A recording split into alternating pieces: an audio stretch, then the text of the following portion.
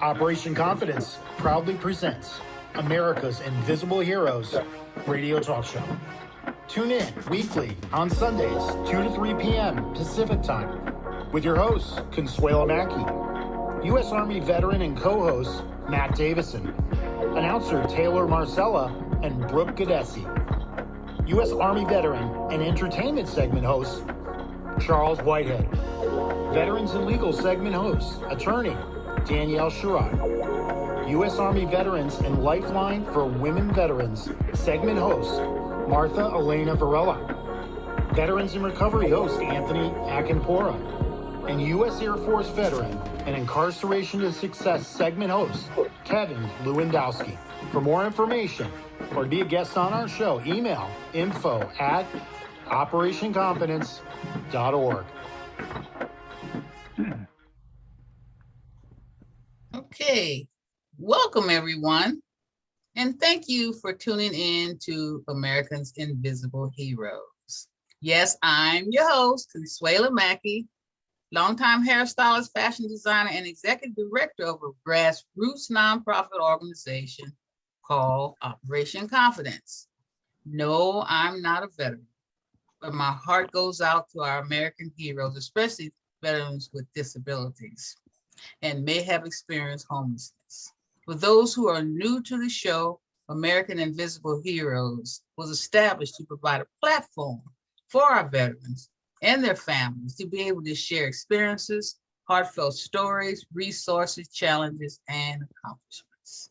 Now, I'd like to introduce you to our amazing co-hosts. First of all, we have Charles Whitehead, U.S. Army Reserve veteran and board member. We have Brooke Gadesi. She's a board member and an announcer, one of the announcers. We have Taylor Marcella. She's a board member and also an announcer. We have Richard Cook, U.S. Army veteran. He has a bi-monthly segment called I Was Once Whole. Anne Montague. She has a bi-monthly segment called the Rosie's Movement. And today we're all excited to have Dr. Kathy Cross, U.S. Army veteran, and she's going to have a bi-monthly segment called Strategies for Hope. And I want everyone to say hello to our audience. Hello, hello, Hello. Okay, Taylor, we're having a little problem there. But anyway, we're going to begin with Richard. Richard, why don't you start your story, sweetheart? Well, let me start this way. Back in 2016, I was having some odd issues at that time. You're an Army veteran, and what part were you? Special Forces? I was Special Forces for 33 years, and now have recently retired in 2014, and that's why I wear the Army hat or retirement. So the thing is, okay. I did everything I was supposed to do, did everything, including what I had to work with. My side specialty in the Army was military intelligence. So I was a lot of stuff going on, which I can't really talk about because it's still classified. So the thing is, I did a lot of stuff, especially when we went and deployed to Haiti. And it was a multinational strike force in Haiti, which we had even the Chinese, Japanese, all the different areas that were covered by everything in regards to what was going on in Haiti, like that. So that was the most area I had participated with. Most of the time, I was just doing things under the Cold War in that respect, with everything else with military intelligence. Okay, that sounds exciting. Continue on. You have more to share. Yeah, well, anyway, what I was about to say is I've gone through a lot of areas that would cause people to stop and give up. The thing is, I haven't given up. Now, let me explain. In 2016, I was having some indications of something going on. Why? I looked at my left hand and it had spotty areas within the left hand, which was an indicator that there was something going on with the blood flow, which I didn't know. I'm just a person, don't know that. So the thing is, I had checked it out with the doctors. They also checked out my blood pressure. At that given time, they found that my blood pressure was still high. Okay, so I continued on, and as I continued on, I ended up having the first stroke, which was a massive stroke. I'm sorry, which was a major stroke. Wow. And then in 2016, June, I had a massive stroke. Now, we all know from John Singleton, Luke Perry, they have passed away from having a massive stroke. So the doctors never told me anything after that in that regards to if I was having any more difficulty. But right after the massive stroke, I ended up having a stroke which affected my brain somewhere and took my left eye, which I cannot see out of my left eye. In that terms, I can't see out of my left eye, and I'm blurred in my right eye. So I'm kind of troublesome. But I thought everything I've been doing before the strokes and currently, I thought I couldn't do things again like I wanted to. Now, kind question though, you all can hear me talking, right? Yeah, you sound great. I have what's known as aphasia, which is taking me all these years to be able to talk again, which before I couldn't talk. The speech therapist told me I was just mumbling. I thought I was talking, but I was mumbling. So I was mumbling, but when I say mumbling, literally, I could not speak correctly, although I thought I was talking. So I'm talking now, as you can hear me, because this all has taken many, many years to get as far as I'm doing right now. I can walk. I can, like just the other day, I walked about 10.5 miles just the other day. Really? What? 10.5 miles. I pictured it as a special forces road march. So I was doing that, but I'm still doing it. And the strokes left me with a lot of brain damage, but I'm trying to show all those people who have had their experiences with their strokes as stroke survivors that there's ways to overcome the difficulties that the strokes have left you. Right. Well, we Now, think of you as a role model because you do more than just walk. Yeah, well, I'm walking, although I also participated just the other day at the adaptive sports program that was in Pasadena. Yeah, that one. What did you perform in? I did the archery there. Well, their archery level was more of a kind of like beginner, like a little bit of an amateur type of area, just a familiar size with how to expect how to shoot, things like that. And then I went off to the beep ball. Beep ball, the gentleman that has the beep ball program, he's a former Marine, and he'll be on sometime in the next couple of weeks because he's looking forward for it. He's a former Marine, and he'll tell his story in that respect. So it was pretty good what we did for the beep ball. That is so cool. And then you're an artist, a photographer. You have a modeling group of that's been what's with the modeling group has been accepted by the January 15th will be our first fashion show after the pandemic, which was going on in that respect. So it's going to be our first fashion show. That's going to be in Hollywood, and we're going to be doing runway fashion in that respect. So the thing is that everybody would be prepared for that in that respect. And then I've been doing my photography because I thought once the strokes happened, I could never see the way I wanted to see things. So one of the things I had to rediscover how to go ahead and photograph things again. So I use my phone, which has the camera. I use that because the more level of higher, better cameras, I can't because I cannot see it very good. So I'm trying to find the right lens that will actually be able to meet my goals in that respect. But still, I use my current phone. It's the most advanced level, and I take photos and I can turn them into quality levels of photos, which are still artistically done in that respect. So Oh, that's what they're I'm doing right beautiful now. too. We're going to show them again next time. Yes, But thank you. yeah, they're and one of our co-hosts has an auction, creative auctions, and she's going to feature them in her gallery, right? Right, that's For what we were talking some of about. your artwork. Yeah, that's exciting. Well, thank you And so much. I'm gonna You're I'm gonna gonna have a donate guest it. on I'm next. gonna donate it to everybody at that point. Oh, that's so precious. Thank you so much. We All need right, it too. Rich. Okay, well, Richard, we're gonna move right along. Taylor, can you introduce our new guest? And Taylor's having to come in on audio. She's having some technical difficulties. Can you hear us?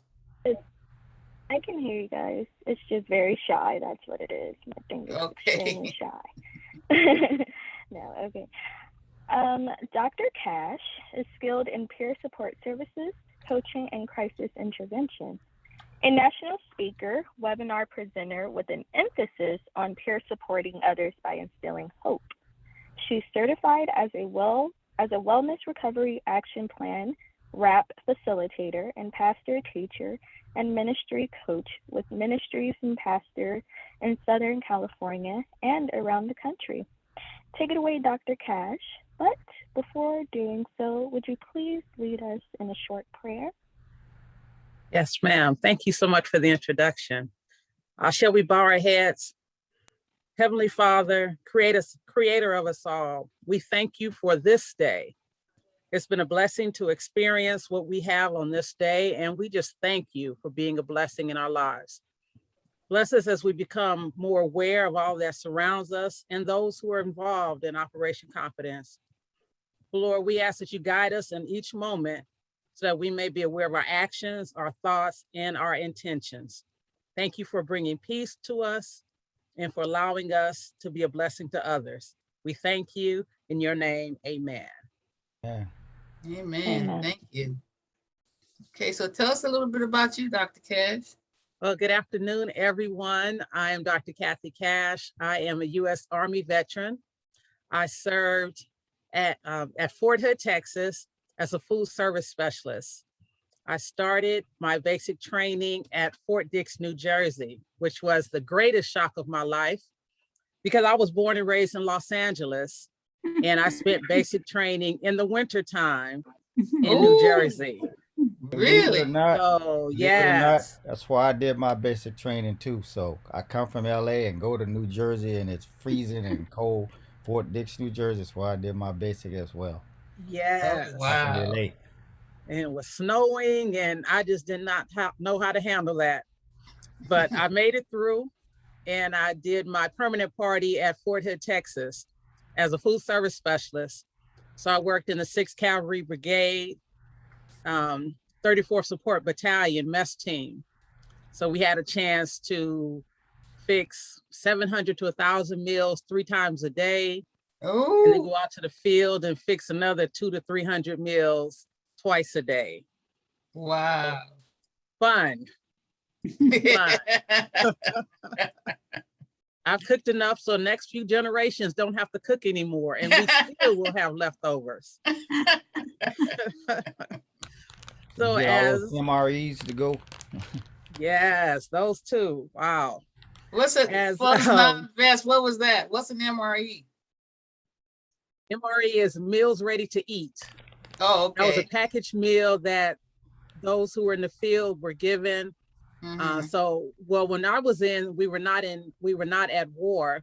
So I'm a non-combat, and the MREs, or the meals ready to eat, were what we gave to the troops during their training. We would fix breakfast. So they would have a hot breakfast and a hot dinner, but they had the MREs for lunch.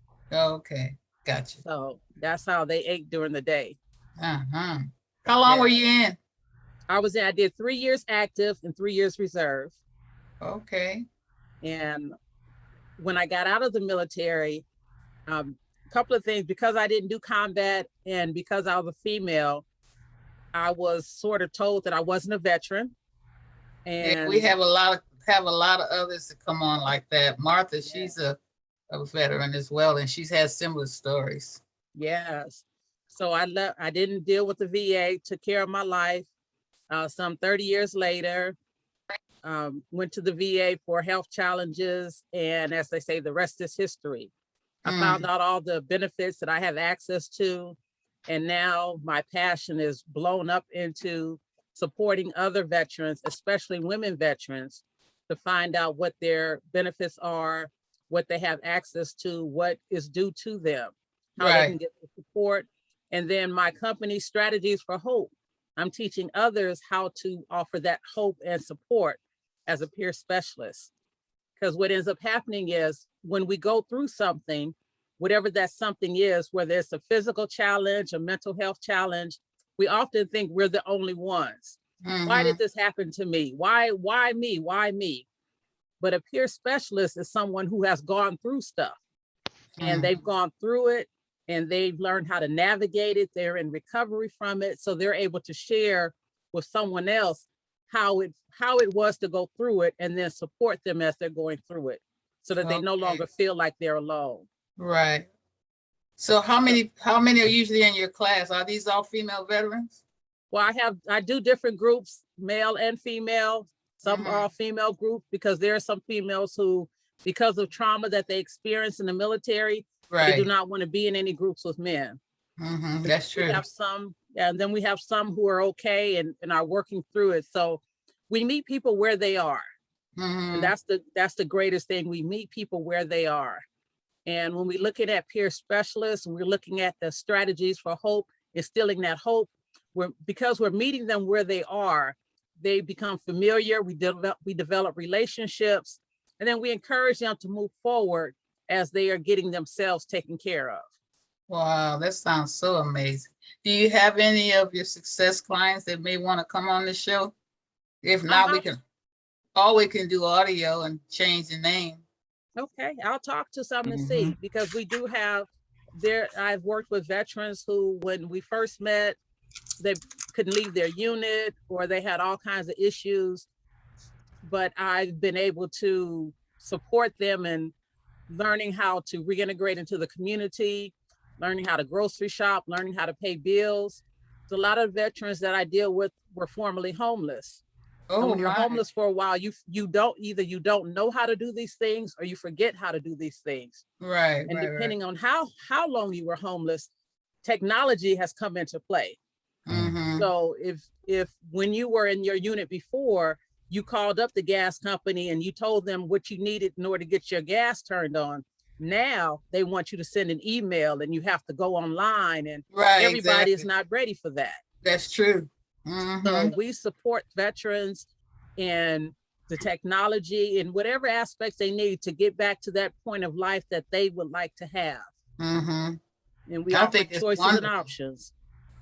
Well, what you doing? Because we have some female veterans to come on, and some of the stories that we've heard, it's just heartbreaking. You know what they had to go through, and then how they're trying to deal with it now that they're civilian. Some of them are unable to cope. You know, and a lot of them, several have come on, and we just had to, put them on by audio because they didn't want to, be seen for whatever reason.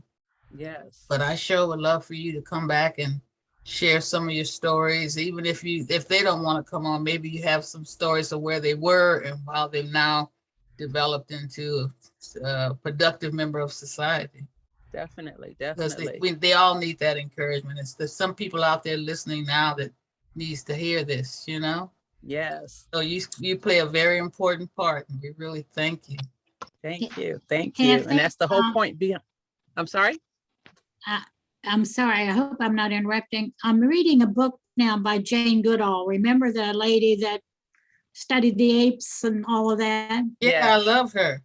Yeah, she's wonderful. She's 9 years older than me, maybe 8, and she's of course living in England. She just wrote a book called Hope, and it's we have several projects with our Rosie the Riveters that have the theme of hope, but she's the only person I've ever heard define it in such a way that it tells you kind of what to do. I'm gonna email over a couple of passages I'll write them out from her book. I'll send them to Consuela and have her forward them to you. Okay. She's a very, very practical person. She's very concerned about today's society. She's also concerned about women and lack of awareness on the part of men, how important women are, especially as they have good experience. And so for whatever it's worth, I'll write that out and send a quote over to you. You might be able to use it in some way. Okay, thank you. Thank you. That's great. Thank you so much. And before I end, if I can share these 5 points to reestablish hope in your life. And this Please is do. for not just for veterans, but for anybody. Please First do. of all, make self-care a priority. Right, I Make believe in self-care a that. priority. Sometimes we think we're selfish, but you make it a priority. Number 2, stay loyal to your own intuition. That Right, develops hope. It reestablishes hope in your life. Number 3, let go of things that you have no control over. right, Number 4, stop placing yourself below others. You right, have a tendency to do that. And when you've gone through trauma, you think that you're not as good as the next person. And then the last one, keep your faith larger than your fears. all right. So those are some strategies for hope. That is So I'm so Dr. Kathy fabulous. Cash, and I thank you for the Oh. opportunity. Oh, How do people get in touch with you? My email, I can type it in the chat, or I can just, it's info@strategies for hope, and that's the number 4. okay. Repeat that a couple of times because people are listening, may not have a pen available at Okay. the time. And that's info@strategies for hope, and that's the number 4. Mhm. Strategies for hope. So that's my email. You can reach out to me via email. I'll respond. And again, info@strategies for hope. .com. .com. I'm sorry. Yes. info@strategiesforhope.com. My apologies. I So always remember to forget that last part. now, is that a nonprofit? Almost. Almost. So Almost. I've been waiting to ask you this question then. Can people use the Cash app, if they need to? You're so silly. Make a donation. Hey, there is a Cash app, so Yes. I'm just I'm silly. That's Charles for you. And Charles was an Army Reserve veteran too. You shared that with it, didn't you? Mhm. Oh yeah, I remember the days. He's had some traumas and other things he's accomplished, but he's a role model. Jumping out of airplanes and in a wheelchair, jumping off the doggone Marriott building. Hilton, get it straight now. Yeah, it was wonderful though. He's amazing. So this is the kind of people we want to have on the show that are really showing, and just like Richard, just never give up. That's it. Mm-hmm. Yeah, But I used to- don't leave us. I want you to hear from our Rosie. Definitely. Recruiter's guest. Hi, Ruth. Ruth is back. Hello there. She's Hi, so Ruth. fabulous. And you want to tell us about the Rosie's movement and introduce our precious. Well, I'm proud to say that Ruth just had her 99th birthday in October.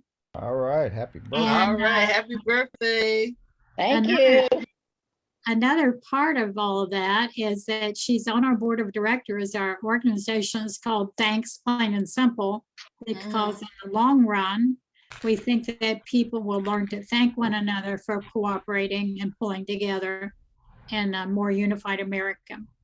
But in any event, Ruth is on our board, and one of the things we're doing now is going to different departments of aging around the country, different cities, and Los Angeles is definitely on the radar.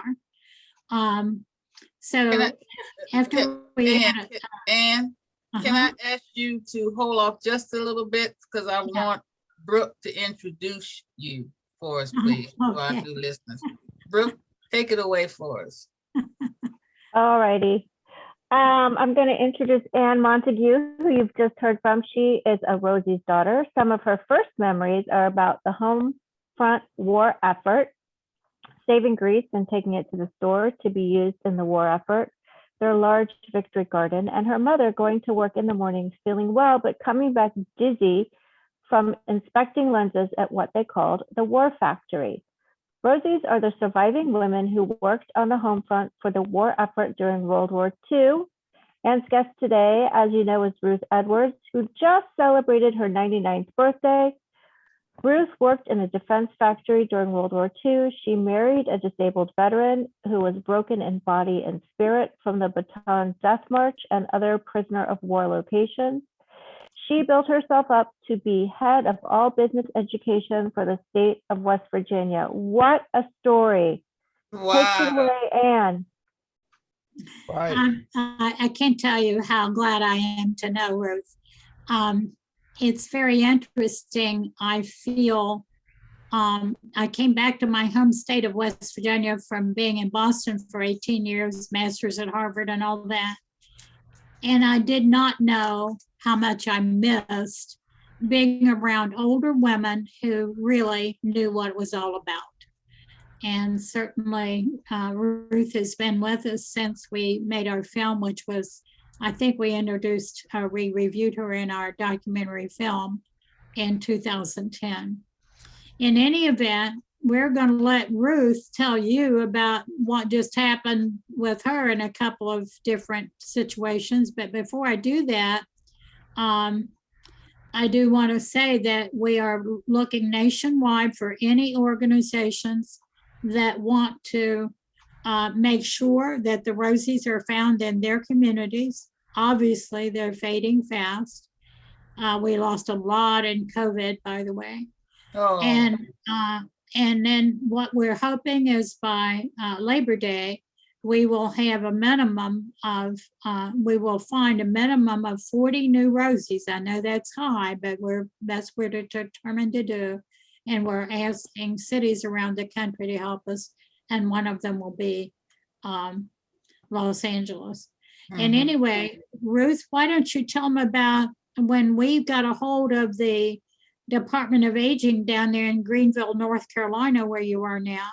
Tell them what happened. And can she first tell us a little bit about her experiences in the military? She was great. Sure. We want to hear about. You just go ahead. You just keep talking there. Okay, I met a guy by the name of Bob Cleveland, who was very active in the Commission on Aging down here that Ann had gotten in touch with. And he got in touch with the local television station and had them come over and interview me on my 99th birthday. Oh, boy. That was a little television program that just surprised me to death. But they just, and I understand that he's quite interested in trying to locate other Rosies down here. I haven't been able to find any. I put a little notice in my local newspaper down here, and I didn't get any response to that. But I'm sure if they're here, he can find them. Oh, that's wonderful. Well, mostly for the sake of Kathy, because I think most of you know Ruth's story. No, we have some that don't know it, and then we have new audience. So we want them to hear her story. She has an amazing story. All right. So Ruth grew up in a rural state of West Virginia called Lincoln County. At one point, it was called the most corrupt county in the whole United States. Politically speaking. She claimed she didn't date Chuck Yeager, but he claimed he did date her. But, you know, let men say what they want. Gorgeous women, they always we went to the movies a couple of times together, so I guess that meant that we were dating. Did you hold hands? Probably. Probably. Oh, you didn't tell me that part. Oh, you holding out. All right. So she was in love with Jimmy Edwards, and Jimmy, they had a spat, and Jimmy joined the military. He ended up in the Pacific, and his story is, it's pretty horrendous, really. with being at the Baton Death March and all of that, but most important, I think, in terms of the importance of Rosie's, many of these women nurtured men who were injured. And he was been injured both physically and emotionally. So why don't you tell your Rosie story, and then we'll also talk a little bit, Ruth, about what our plans are for this year. Okay. I worked in the Carnegie, Illinois Steel Corporation, it was called, and it was located in the U.S. Naval Ordnance Plant in South Charleston. The company was out of Pennsylvania, so they came in during the war, and we made parts for battleships. And I was employed at age 19, just right out of high school. We all put our educations on hold and went to work. So I went to work in the machine shop at the Naval Ordnance Plant. And my job was expediter, and that meant going around from machine to machine, drill presses, milling machines, and all different kinds of machines to check and make sure that they had everything that they need for the job. I learned to operate the drill press, and I was able to do some of that. But most of my time was spent in checking to make sure that they had everything that they needed to work. At that time, of course, there were no cell phones, no iPhones, no smartphones. We were the communications link between production and management. Pardon? That's it. Wow, that's wonderful. And I worked until the war ended. And when the war ended, Carnegie just moved out. They went right back to Pennsylvania. Everything stopped right when the end of the war, right at the end of the war. It stopped, and they just moved their management back to Pennsylvania, left all their equipment right there in the South Charleston plant. So as Ann, I'm sure, is told about our being on the Today Show, when the Today Show came to Charleston, they didn't have to do anything except get those machines out and clean them up, dust them up, and put them in order. And the Today Show was held right there. So that was a big thing for us. And while I was working then, my boyfriend, as Ann explained, was in the Pacific, and he had just passed Pearl Harbor when the bomb was dropped, and he was on his way to Manila. So he was on Bataan, and that's when they had to surrender because they ran out of ammunition. They ran out of all ways to fight. It was hand-to-hand combat. So he was captured and was on the Bataan Death March, and then was put in several different Japanese prison camps, ended up in Tokyo, Japan, working in a copper mine. They were forced to do labor, so his job was working in the copper mine. But he did make it home. We had 2 sons, and when he came home, he knew how much an education meant to me, so he insisted that I go back to college, which I did. Got my BS from the University of Charleston and my master's from Marshall University. And wow, I taught. You go, girl. Taught school for about 12 years, and then went to the State Department of Education, where I was state supervisor of business. But all during that time, my husband's health was not good. He suffered from malaria. He had dysentery, all different kinds of the tropical diseases, and the malaria would come back every once in a while. He had the recurring kind, and it would come back, and he would suffer from that. But he was in really, really bad health. And as Ann said, he was not able to work up to his capacity because of his health. His health was never good, so he suffered with bad health all of his life. But he did live to be 76 years old. And of course, we had the 2 wonderful sons. So we made the very best out of life that we could.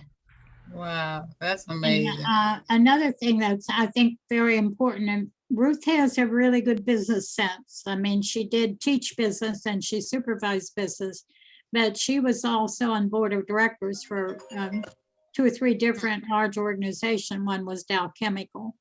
So when I need a business decision, I call Ruth. I don't call a current businessman. I say, Ruth, what would you do in this case? And she's very wise and very practical. I think one thing that we're really proud of with Consuela's group and the mission that you have, and especially since some of your veterans here are disabled, is that as we move into September 1st or Labor Day and start highlighting what different cities can do to find the Rosies and get them interviewed, we also want them to do projects that will essentially leave a lasting record of the Rosies. So it might be a small park. It might be, name a building and name a room in a building. Name a room in a school, the Rosie the Riveter room, and let the kids know what this is all about. We're working right now with Marshall University, and I'm going to propose to them in 2 weeks that they name some room in a campus of Marshall University, Huntington, West Virginia, that they name a room the Rosie the Riveter room, because the American Rosie movement has started right here with my mother working in Huntington, West Virginia. Ruth, have you got anything else to add other than just a great smile? I think that's about it. I did serve on that community advisory panel, which I was very proud of. And we've done quite a bit through the Rosies that I've been proud of too. I love the Distinguished Mountaineer Award I was given by the governor of the state of West Virginia. And it had on it about our help in introducing women into the workforce, which was something the women didn't do back then. The women didn't do men's work, and that was considered men's work. Most of the women said they just came out of the kitchens and worked because we saw the need. The men were all in defense, they were all in the war. They were all at war, they were fighting.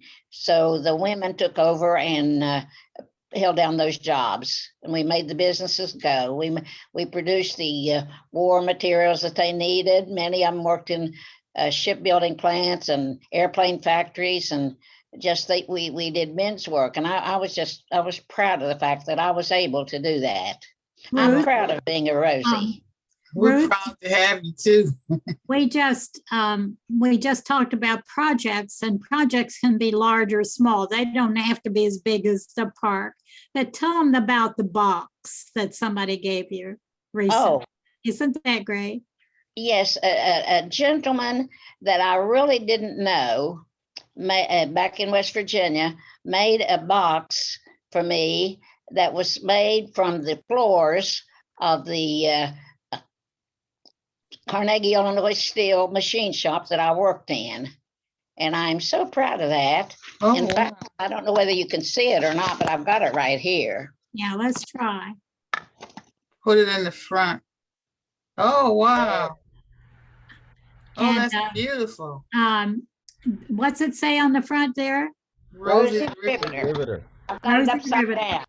Okay. This was, they demolished the building, or a part of the building where the Today Show taped in 2012, March. And so he knew that was going to happen. So he saved the flooring and made a box for her. And that's a small project. Isn't that a great little project? That is so cool. Isn't that cool? So projects don't have to be big. One of the things that I'm hoping for is that the religious community begin to realize that the values in America at that time were so much more sharing than they are now. And we're hoping to get a couple of religious groups. We had not sought religious groups because we did not want to break the IRS rules, because we can't be religious or political or whatever. But I think it's now time because we have so many different projects. So if anybody knows a church that might want to do something, then let us know. What we always say about a project is it should be sassy, sustainable. So don't do something that's going to look bad in 5 years. Achievable. Don't bite off more than you can chew. A small project done well is much better than a big project that didn't get finished. It's a simple statement for who the Rosies is, SASS, and then the Y is to involve youth.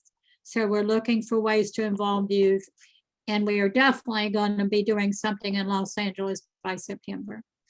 Okay, that's wonderful. Do you know, is that with the Department of Aging? We're going to do the Department of Aging, but I've been thinking a lot, Consuelo, about I want people to know about you, and I want people to know about your veterans group because it ties so much to what Ruth represents, meaning taking care of wounded veterans. And somehow or another we'll tie it together. I just don't know how. I can see the road ahead. I know I need to climb a hill to make that road, get up that road. I don't know exactly where it's going, but it's going someplace. And you will be involved. Oh, thank you. I just don't know how to do it. It hasn't appeared. It will appear. It'll appear. You know how much faith we have. Yes. Charles, you have anything to add, to share, say to our sweetheart Ruth? Oh shoot, Ruth, people like you are, you're a treasure to, because you guys like you and Ann and all of the Rosies that come on here, you guys are a plethora of information and and the courage and then just the stories because there was a time when women were they were, how do you put it, not as prominent as men, and so as far as work, because they used to say women used to, their job was like, I think you mentioned it, in the kitchen, and so to be able to do that stuff during the war when the guys were gone or whatever, and then just to be able to carry the story on is isn't it amazing? Yes, and we are really blessed to have Ruth, and we by the way, in North Carolina, you all will be interested in this. In North Carolina, the Department of Aging found a Rosie for us. She's African-American woman, and we interviewed her, and I was very, very surprised to hear her say that when the American troops came into this particular island, and she was not sure what the name of the island was, there were approximately 1,000 Japanese there who were so afraid of being captured by the Americans that they jumped off cliffs into a river and essentially committed suicide. Now that's a story nobody hears. And one of my goals in the long run is to start working with some of these allied and some of these Axis nations, meaning women from Germany and women from Japan and so forth. It's harder than you would think. There is still, after these 75 years, there's still traumatized. Yeah, there's still, but I believe that it's the women of the world, and it's not putting down men in any way. It's just, I believe that one of the strengths of women that's been under-recognized is we can pull together, and we know the need to pull together. We will. We are not trained to be warriors. We're trained to be nurturers. Exactly. Dr. Cash, you have anything you want to ask our precious Ruth? I just love hearing that story because it lets me know that women have always been part of the military force. We always work somewhere. Right. And we have pride in our country because that's what it takes to do the work that we do. So thank you so much. And we know we can do it. It's not just that we know we can and we will, but you just have to make a little bit of space for us. Yes. Yeah, give us some opportunity and we'll make the difference. That's right. The good thing about it is change is being made as we talk today. The move to get women into politics and things like that. It's it's so changes has been made. There's resistance, but it's happening. Yeah, Mm-hmm. that's And great. hopefully, just gonna say this one thing, and I'll let you speak. Hopefully, the women who've been traumatized over the years, the trend will start going where they just can be outright, as opposed to being, shuttered. Because there was the culture, the men, all the leaders and the men are there. So, and that's why I say the culture is changing, not only in the country here, but in the world. So, and that's good. I agree with that. And I quote Thomas Paine at the Revolutionary War said it takes three things to make change. One is you have to have unity. It's not how many people you have, it's do you have unity with the people you have. That's right. Secondly, the cause of America is the cause of the human family. And I still believe that. I believe in democracy. And it's just a matter of our using our freedom wisely. And finally, the time has found us. We didn't go looking for the rosies and say it's time to find the rosies. The time found us. The women's movement is frustrated because women are doing everything. There's COVID now, and we need to pull together. So in other words, it is time in the world now for women to unite. And that does not mean leaving out men in any way. This is not male bashing in any way. It's saying, just give us a place at the table. Well, Richard, thank you so much. And go ahead. I'd like to ask Richard a question. Richard, do you use music for memory to improve your memory? I've been doing that, yes. Tell us how you do that. What I do is to help my memory. I play a lot of types of music that are meditational, which will mean they're very smooth in their music, but they're going to help me with meditating, and it helps my memory. Wow. Do you use music with words? Sometimes. Occasionally, but Okay. mostly it's just more musical. Yeah. Okay. So I've been doing that, and that's how I was able to begin talking again as well. Oh, really? Yes. You have to come back and give us some information on how that works. I can see talking, but I would think that the music would be soothing, but to assist you on your speaking, that's kind of it makes you calmer, and then that gets your words out. Wow, that's amazing. Well, please. It does something to the brain. Music is a great wellness tool. Yeah. Yeah. And there is the therapy of someone gets to know a song and they continue listening and repeating the lyrics. And so, that's a way for people to help with their speech and their memory and everything. So yeah, because the mind is aphasia. Well, you would know. Well, little Ruth, we're so happy to have had you back again. You left such a powerful impact on us the first time, and you always welcome. You're one of us now, okay? Thank you. You're a part of the team, little girl. So we want to have you back. You're such a role model. Yes, she's perfect. Isn't she amazing? Thank you. Absolutely. Wait, but doesn't Charles have to do his whistle? They banned that. They said it's. Oh, my bad. I'm sorry. Okay, we got a rebel rouser over here. I missed that week, obviously. Yeah, I think so. Do you know what we're talking about, Ruth? No. I taught Charles to give a wolf whistle to the rosies. But you can't do that in today's world. That's considered very sexist, right? So they made him quit, or he would give you a wolf whistle. If I could whistle, I'd give you a wolf whistle, and I don't think anybody'd be mad at that, but he can't do it. But I can't whistle. And I just stepped in it, so I'm sorry. That's it.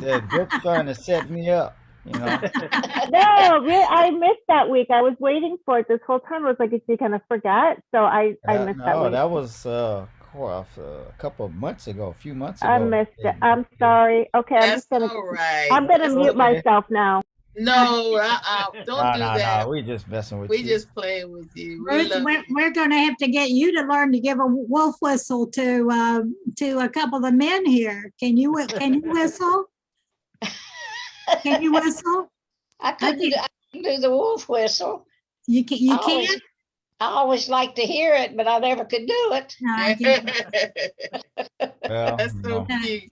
They can sue us if you choose to whistle it. Richard and Charles. No, that's so cute. Well, we're gonna Oh. move right along here. We got a little bit more to cover, but we always want Ruth to know that she's always welcome. She's such a sweetheart, such an inspiration. Honey. I mean, you have no idea what you do for all of us. We know that we can continue being sharp in the mind and continue being active and loving the world. It's nice being here. Oh, we love you. Thank you so much. And thank So you, I'll Ann. be leaving now. Thank you. Okay. Take care. Bye-bye. We love Bye. you. Love you. We Bye. want to see you on your 100th birthday next year. We want to stay away before then, but October 26th. Is that right, Bruce? That's right. And I will leave the double digits and go into the triple digits. okay. If I live that long. You will. You don't will. That's right before Halloween, so don't wear a witch's costume. No, she's an angel. She's gonna wear an angel's There costume. you go. That works. Thank you so much. Okay. All right. Love you. I'll be talking to you. Okay. Take it away, Taylor. No one should have to wait. No one should have to wait so long for wheelchair repairs. I have often heard the phrase, your wheelchair is like your life. When talking to people about my broken wheelchair, they are not wrong, but that phrase understates how important the wheelchair is to me. It is more than just a substitute for my legs. It's a whole body kind of thing. The relationship my body has to the wheelchair is unique and key to my overall well-being. I need my wheelchair to complete all self-care tasks like getting on and off toilet or the shower bench. I cannot reach a sink to wash my hands without my wheelchair, which is not only part of self-care, but also the best way to practice good hygiene, which is important to public health. Without a working wheelchair, I cannot prepare food or even use the refrigerator to ensure I stay hydrated. My wheelchair helps me more than just my legs. It is my survival tool. Because the wheelchair is essential to my everyday life, it is a big deal when it breaks. As a wheelchair manufacturer, it is extremely dangerous because I live with osteogenesis imperfecta. In layman's terms, it's brittle bones. And so what that means is my bones don't produce the adequate collagen or not enough of the collagen which your bones need for them to stay healthy and strong. Strong, which results in fragile bones often. I was lucky that when my footrest broke off my wheelchair last summer, that I did not fall out of the wheelchair and break a bone or suffer any other significant injuries. But when my footrest broke off my wheelchair, it did make it difficult for me to complete most of my self-care activities, which is something non-disabled people fear more than anything, losing autonomy or control over personal self-care tasks. Unlike when we break an actual bone, I cannot get any additional home care help because the system does not care if your wheelchair works or not. I requested a loaner chair for the month I had to wait for the repair, but the loaner chair they delivered was not even close to my size, which is often the case. And the customizations on the wheelchair were not compatible with my day-to-day living. That wheelchair repair took over 8 weeks, about 2 months to complete. That is the typical time period it takes for a wheelchair repair. Wheelchair companies have no concerns about making disabled people wait the 6 to 8 weeks for repairs. They offer no sign that they even understand how their glacial pace disrupts people with disabilities to live their lives. Rather than seeing this disruption, they treat this wait as if it is merely the cost of being in a wheelchair or being disabled. I cannot functionally walk, so I use my wheelchair to get everywhere, inside and out of my home. If my body could functionally walk, I would have the privilege of never worrying about maintaining a wheelchair that costs thousands of dollars, because when you walk, your mobility is free. Being forced to wait for something that everyone else gets for free is an additional hardship on my disability. There is no other object in my life that takes so long to repair. Nothing takes as long as it takes to repair a wheelchair. Even my phone, with its incredibly advanced technology, can be fixed in an afternoon. At the same time, there are no other objects in my life more important to me than the wheelchair, so it is hard to understand why basic maintenance takes so long. It is infuriating to be forced to use a wheelchair that is dangerous just because I must wait months for it to be fixed. Feeling safe is undeniably important to a person's health and well-being. Every moment a wheelchair goes without being repaired, a person is being forced to live in fear and feel unsafe. Wow. True. That is so true. Charles is going to pick it up after later when it's his segment, but no one ever thinks of how hard it is when you don't have to deal with mobility. That's true. Yeah. I had just gotten a brand new wheelchair. I want to say the middle of this year, and for whatever reason, the lock stopped working, and there was something wrong with the wheel where I wasn't able to detach it. And it took at least 2 months to finally get someone, have them look at my wheelchair, and then decide, yeah, there's something wrong with it, instead of me, a wheelchair user, telling you that there's something wrong with it. Then they were able to push that request in, which took, a couple of maybe 2-3 weeks, and then had to schedule someone to come out, which took another, additional couple of weeks. And of course, I have to work my schedule around them, because only one technician comes out to where I live every week, if not every week, every 2 weeks. And so that was fun. So I totally understand this. And, it's frustrating when, again, you feel like you're being punished for having this disability. And so, yeah. Well, by putting it out there like we're doing now, hopefully people will hear this and we'll get it well known, because that's so unfair. And I've seen this many times with some of our clients and friends. But this is why I felt it was something against so important. with the American Disabilities Act. Say it again, Richard. Do they have to do something that would be fair with the American Disabilities Act? You would think, but they get around that, for some crazy reason. And then I think that there is just, it's kind of exploitive for people with disabilities who need these services and need this equipment and, these types of technologies in order to have, some sort of normalcy in their lives. That, and then like a monopoly on, all these services that we need.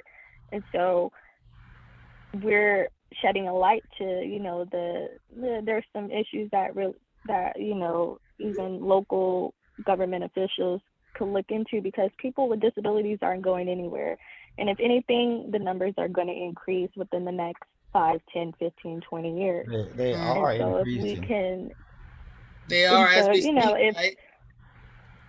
Yes, especially with, COVID and everything else that's going on, those numbers are, rising daily.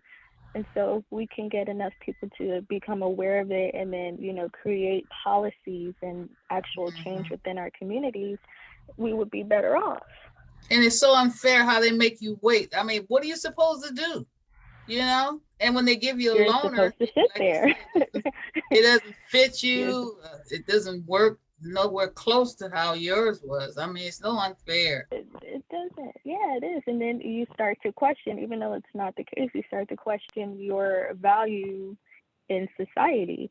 Because it's not just the wheelchairs, it's, if you're getting a job, it's if you're, people are seeing you out, trying to have, a normal life, going to restaurants and hanging out, and people, feel bad for you or create this story in their minds that you serve no value to anyone, and it hurts.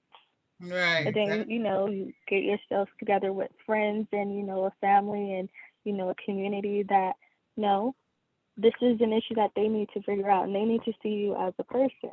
That's right. And again, the more people that create this noise, they'll have to listen. They have no choice but to. So. That's right. Dr. Cash, you have any clients similar to this problem we're talking about? Yes, and I'm just thinking if there's a way that many of these organizations, there's so many organizations that are duplicating services. Yeah. And if somebody's made aware that this is an issue, and it could be focused. But we're making that issue, the Operation Conflict, we'll take the lead. If you can assist great. us in making more, make it known. We really want to push this out there. Because that's, again, that brings in that hope. Because as I hear you saying, it makes you feel like you're not valuable. Right. And we all need to feel value. So yes, definitely be something that we'll undertake as well, getting that word out, because people don't think about that. No, they people don't think about that. And there are people who fix wheelchairs, but how are they being contacted? Who's, you know what I'm saying? Who is doing this? So making it aware, making it a focal issue, definitely be something that we put on the table. Charles is a phenomenal person, and he uses a wheelchair, works every day and has a full life. But you had something to say, Charles? I do. You know what I'm gonna do? I know we were supposed to go to the service animal, and then the hot news was gonna be part 2, but right now we are in hot news. This is hot news. So I'm gonna skip over, and then we'll do the service animals afterwards, because this is an important subject. Subject. It is. And I'm going to read, this is a wheelchair user talking, and then we'll continue to comment on what Taylor started off with. It says, no one should have to wait so long for wheelchair repairs. That's the subject, right? For weeks, while I waited for my wheelchair to be repaired, I had to deal with the consequences of feeling scared to move even inside my own apartment. The broken wheelchair was a real burden in my day-to-day life, so my friends and family tried to fix it for me, but the repair needed replacement parts from the wheelchair manufacturer. Now, let me make sure I'm not reading the same thing you read, Taylor. Nope. No, you're not. Okay. All right. I just want to, But we have the same story, so like we all It is. Yeah, It but is the same story. It's the same story, but I put it in 2 parts. Yeah, she put it No, in I'm 2 saying parts. like yes. Yes, but I'm gonna, I'll continue on with that. And so anyway, the broken wheelchair was a real burden in my life, day-to-day life. So my friends and family tried to fix it for me, but the repair needed replacement parts from the wheelchair manufacturer. There was no other way to feel safe moving around my home or anywhere without the aid of my customized wheelchair. The standard wait time of 6 to 8 weeks is unacceptable because the physical and mental anguish a broken wheelchair can cause. While I was waiting for my footrest to be repaired, I experienced pain from allowing my legs to suspend from the seat all day. That is an issue. The pain itself was bad, but knowing that it lasted 8 weeks because the wheelchair company refused to fix it sooner made it much worse. Recently, I found myself stuck again, waiting on the wheelchair company for over 6 weeks to fix my chair. Beyond the pain, anxiety caused by not being able to move around freely or safely, using a broken wheelchair caused me physical pain and injury as well. I am still recovering from the shoulder injury after the axle holding my wheels together got damaged, which caused an incredible amount of resistance to turn the wheelchair. As a result, I experienced severe shoulder and back pain. Pain is harder to endure when you know it could have been avoided. The wheel would also get stuck and get very unexpectedly jerk the chair to a point where I was afraid I was going to tip over or fall out. And I've done that too. Wow. I had to wait 8 weeks until the new parts were received by the company and then delivered to me and installed. During that time, I went without doing things I both needed and wanted to do, but couldn't do only because the wheelchair was not properly, working properly. A broken wheelchair is a problem with an easy fix. Regardless of whether it's greed or apathy that makes it difficult for wheelchair users to get repairs, it doesn't matter. People are hurting every day from a long wait to fix their chairs. After a recent conversation with the manager at the wheelchair company, I learned that every time I request a repair, the wheelchair company needs approval from both my doctor and insurance company to even order the replacement parts. I also learned that they do not keep any replacement parts for my chair in stock at all. And that's a sad situation, which is hard to understand because things like wheels or forks and even footrests break all the time. Such occurrences should be expected, and they should be required to keep parts in stock so wheelchair users do not have to wait months.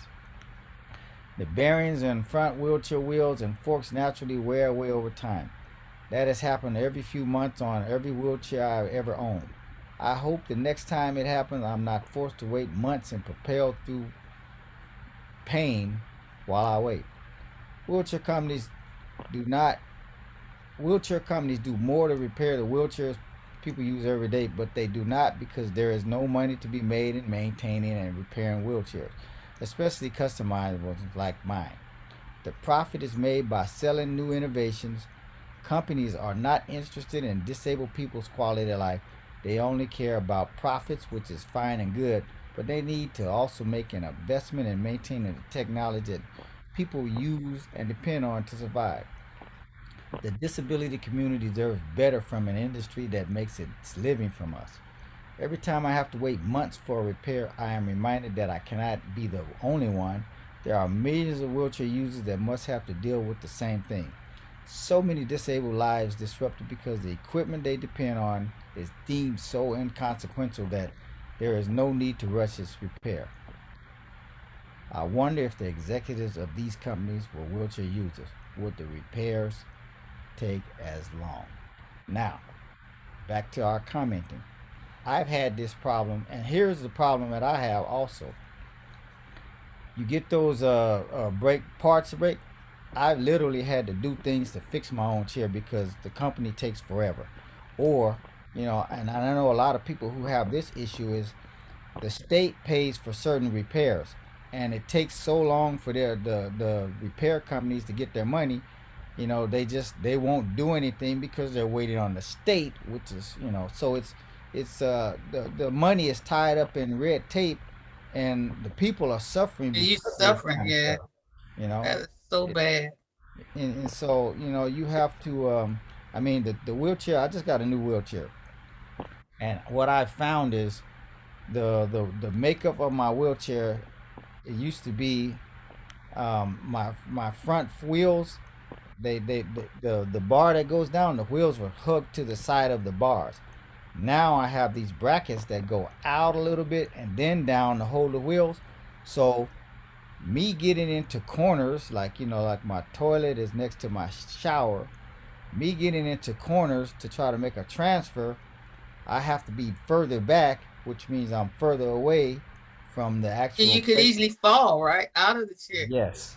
And then where I live, my home is not ADA, but I've been here since 2008. But now getting into that corner to try to get closer to the sink, I'm a little further back now because you have a wide area, and so you're not going with the wheels being out more, it makes your area less as opposed to when they're closer you can get. So these little things like this and long waits. Yeah, it's unfortunately the wheelchair companies tend to they say, oh, okay, here, this is the chair you're gonna get. Like I get my chair through Kaiser, and there's a copay, that you have to pay, but they choose what chair you're gonna get. They so this is. Whether it fits your body or not, right? I'm sorry, what was that? What? Whether it fits your body or not, or your Well, they disability. have to make it to your specific measurements, but the chair is what they say. This is what they say. These are the chairs that we're giving you. You know, this is what you have. This is your choice right here. A or A. You know, it's not like they say. It's not like they say, "Oh yeah, we got 10 wheelchair companies you can choose from," because they're only working with certain ones.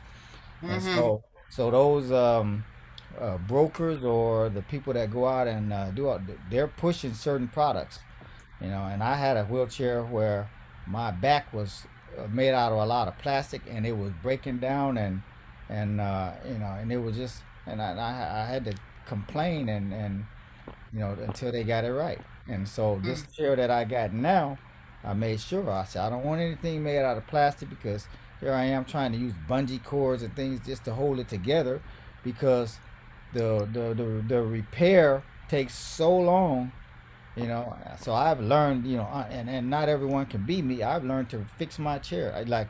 I literally, I don't have brakes on my wheelchair. The reason I do that is they sent me this chair with brakes, but what brakes does for me is when I push, if you miss it, you bam, you jam your thumb in there and you get a big old red blood clot in your thumb. I've done that too many times, so I took the brakes off. You know, right away I did it. You know, and I said, oh no. And it's a certain kind of brake. So I've been going without brakes for 30 years, pretty much. And so, you know, but you know, like other people can't be like me. And you know, over that time, I went to go get in my car, and I looked up, and my wheelchair was down the street somewhere. If I parked in the hill area, you know, hilly area. So, you know, look at Brooke. You know, so things like this happen to us. You know, it may not have happened to you, Taylor, but you know, these are the things of being, you know, because I was a super athlete, you know, just doing you know, playing basketball and football and all of these different sports and things, and going to these different events, and so, you know, but the repair part and the actual, you know, it's you know, there is to know how to fix it is you know, it's just unknown right now, because the first thing the wheelchair companies say is, oh, you know, it's a backlog. You know, you know, we can, it takes 6 weeks for the parts to come. I'm like, where are Yeah, parts I've coming heard from? that a lot for a lot of our clients too. I can order a part from China and it'll be here in 3 days, 2 days, 2 weeks Charles, tops. Yes. uh, do you know what other countries do? What do they do in England and what do they do in socialized countries with Oh, socialized medicine? I don't know exactly per se, but I've heard that, you know, like they take care of they're disabled. That's a priority, you know. Whereas here, you know, we don't even want to take care of our own people who aren't disabled, let Yeah. alone. So we're at the bottom of the food chain, kind of. Yeah. But we're gonna start a movement. I mean, we're gonna make this known. I know Brooke is gonna be involved, and Dr. Cash, I'm quite sure, with her resources, and Taylor. I think this is something, I'm not sure, but I think that we can unify our American Rosies. You give me a Of course, statement. You give me a automatic with you. statement for exactly what the problem is Mm-hmm. and, you know, who's responsible. And I believe that our Rosies will get behind that immediately. Really? Yeah. So we'll talk about that extensively a little later on our own Zoom.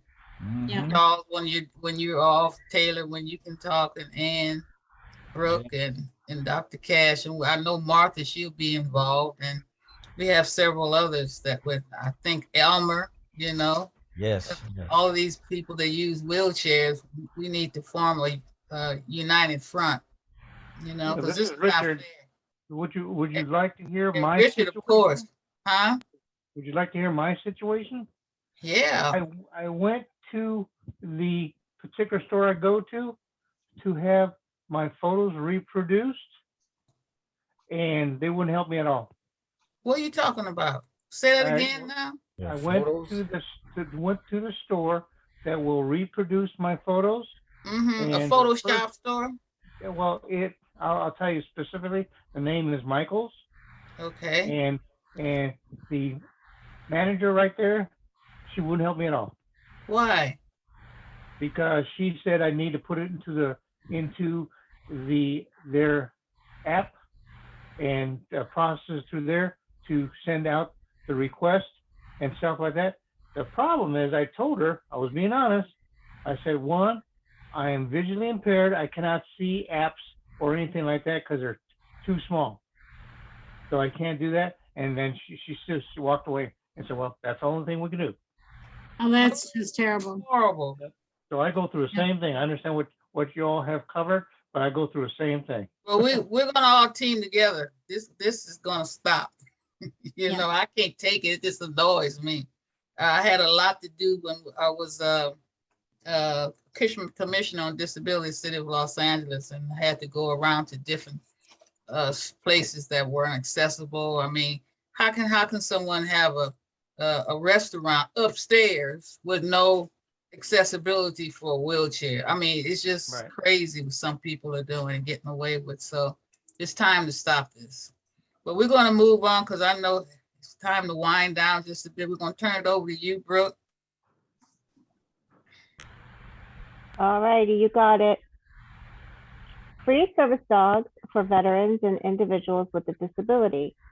America's Vet Dogs has built cooperative relationships with the military and the Department of Veterans Affairs, and today they are a premier organization providing assistance dogs and training to disabled veterans and active duty service members. Vet Dogs continually strives to increase the options and services for veterans to ensure that they receive all the tools they need to once again be self-reliant.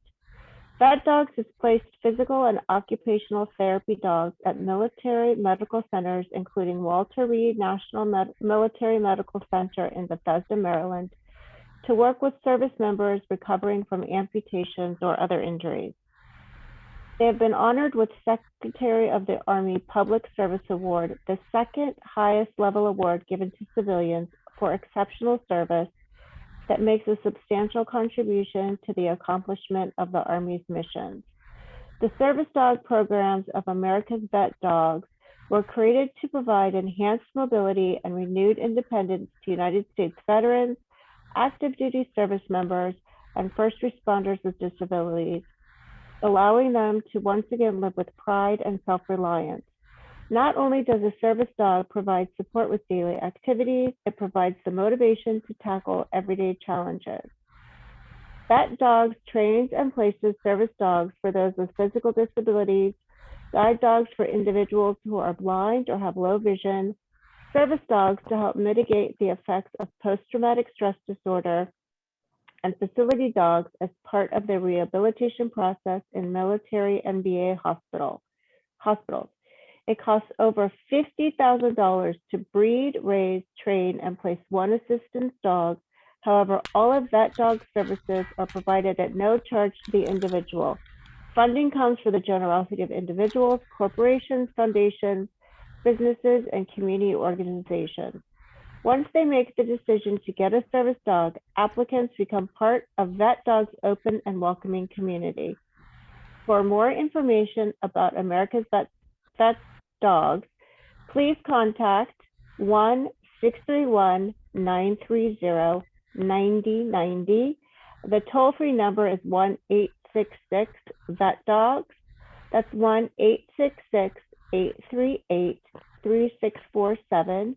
Or you can email them at info@vetdogs.org.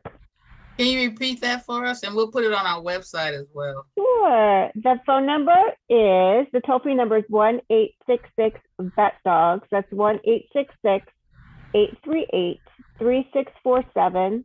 And the email address is info@vetdogs.org. Wonderful. Thank you so much. And we're starting to close out the show. Take it away again, Brooke.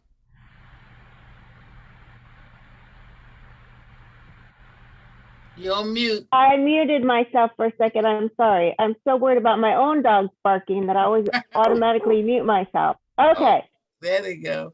I'd like to remind our listeners about our amazing advertisement rates. We have 20 and 30-second advertisement slots available. Please email info@operationconfidence.org for more information and visit Operation Confidence's website at www.operationconfidence.org, our resource page for some amazing resources. That email address again, info@operationconfidence.org. And our website is www.operationconfidence.org. Also, check out our online store on our website. All items sold, such as t-shirts and sportswear, 100% goes directly to Operation Confidence Housing Workforce Development Building Fund. And lastly, I'd like to inform our viewers and radio listeners about Amazon Smile. When making your next purchase on Amazon, please go to Amazon Smile and type in Operation Confidence in the Choose Your Organization donation box. Amazon will make a small donation to support Operation Confidence. Taylor? I would like to inform our viewers about Operation Confidence Positive Redirection Team, a group of male and female veterans who are mentors having overcome similar challenges and situations transitioning back into mainstream society. To be connected or become a team member, email us at info@operationconfidence.org. Again, info@operationconfidence.org. Also, we're excited to inform our viewers about Operation Confidence Combat Boots and Lace Women's Veterans Mentoring and Creative Arts Group. To get involved, please email info@operationconfidence.org. Again, that is info@operationconfidence.org. Okay, wonderful. Well, we're closing out now. We want to thank our wonderful co-hosts and our guests for an amazing show today. And as always, we want to inform our listeners that the goal for this show is to raise awareness about Operation Confidence's mission, which is to provide stable housing with a wide range of supportive services, including employment opportunities for veterans despite their disability, and many of them who have already experienced homelessness. So we ask you to get involved with our grassroots effort, and to do so, as we said earlier, contact us at info@operationconfidence.org and visit our website, www.operationconfidence.org. And we're closing out now. It's on you, Charles, to give us our sponsors videos, and we're going to say goodbye and thank everyone for tuning in, and look for us next Sunday. All right, goodbye. I gotta give you the, Got to give us the goodbye fingers. We love you for that. All right, you guys. Okay. See you next week. Next week. See you next week. Goodbye, everybody. Thank you. Knut, a former Rosie the Riveter. I riveted P-40 pursuit planes during World War II. We did our part back then. Now, can you step up and help the Rosies pull America together again? Please call 304-776-4743. That is 304-776-4743.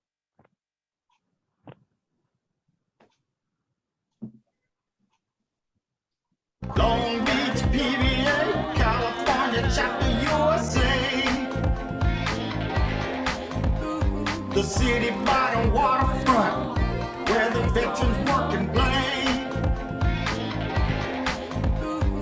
Long Beach, PVA, California, chapter USA. The city by the waterfront, where the veterans work and play. For more information or to be a guest on our show, email info@operationconfidence.org.